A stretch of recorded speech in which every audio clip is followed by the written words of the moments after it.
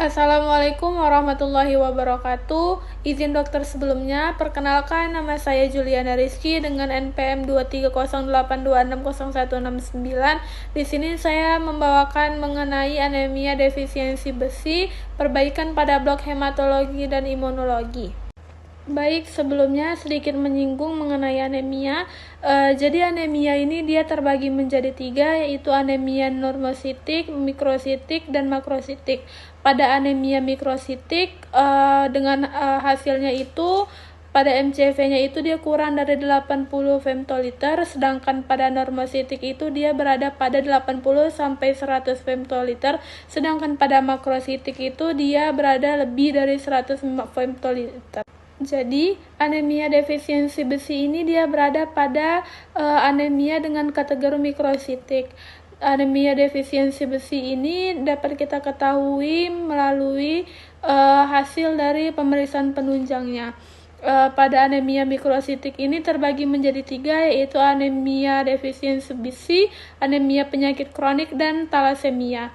Pada anemia defisiensi besi, hasil dari pemeriksaan profil besinya itu ialah ferritinnya menurun, serum ironnya itu menurun, sedangkan TIBC-nya itu meningkat.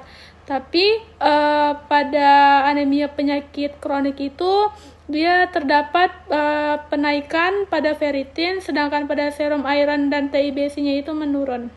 Sedangkan pada talasemia sendiri, hasil dari pemeriksaan profil besinya semua adalah normal.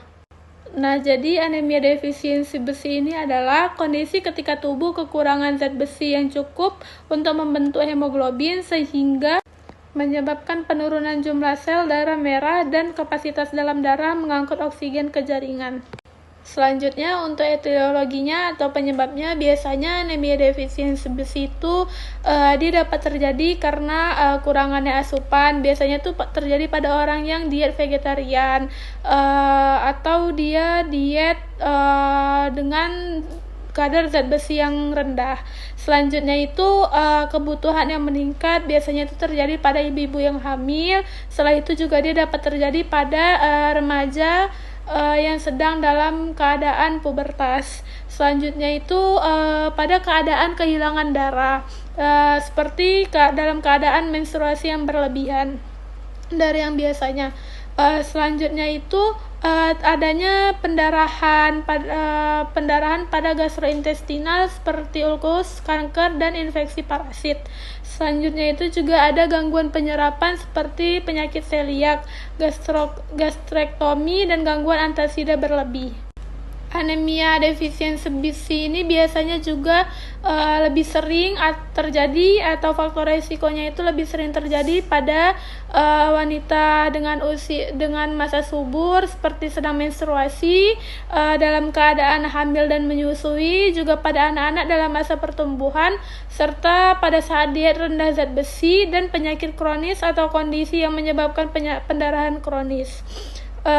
Setelah itu untuk patogenesisnya itu biasanya defisiensi zat besi menyebabkan gangguan intestinal hemoglobin, lalu menyebabkan eritropoiesis terganggu. Selanjutnya sel darah merah menjadi lebih kecil. Dengan berkurangnya hemoglobin, suplai oksigen ke jaringan menurun, menyebabkan gejala seperti kelelahan dan sesak napas. Selanjutnya, pasien dengan anemia defisiensi besi ini dia datang dengan keluhan anemia pada umumnya seperti kelelahan, lemah, pusing, sesak napas saat aktivitas, setelah itu sakit kepala menyebabkan sulitnya berkonsentrasi, setelah itu datang dengan kulit yang pucat. Tetapi ada juga gejala-gejala yang spesifik pada anemia zat besi.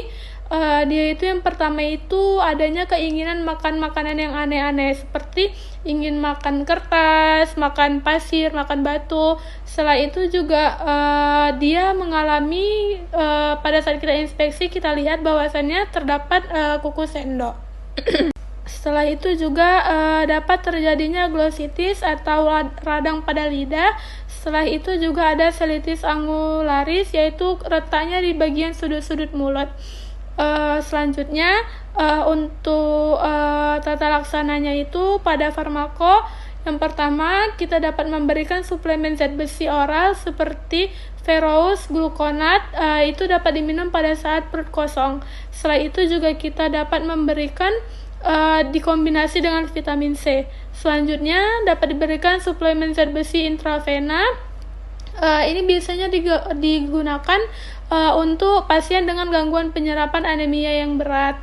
Setelah itu juga dapat diberikan transfusi darah. Biasanya ini hanya untuk keadaan dengan anemia berat yang dapat mengancam nyawa. Setelah itu untuk non-farmakonya itu seperti biasa kita dapat memberikan konsumsi makanan yang kaya zat besi seperti daging merah, hati, ikan, telur, bayam, dan kacang-kacangan.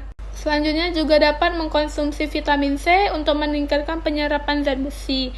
Lalu menghindari makanan yang menghambat penyerapan zat besi seperti teh, kopi, susu, dan jumlah yang besar.